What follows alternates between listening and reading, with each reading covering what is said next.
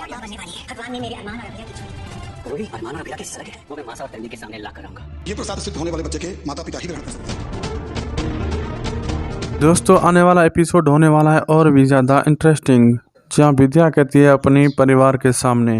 मासा भी वापस आ गई और कहती है कि भगवान ने मेरी अरमान और अभीरा की सुन ली। अभी अभीरा भी प्रेग्नेंट है, अरमान पापा बनने वाला है। ये सुनकर सभी के होश उड़ जाते हैं।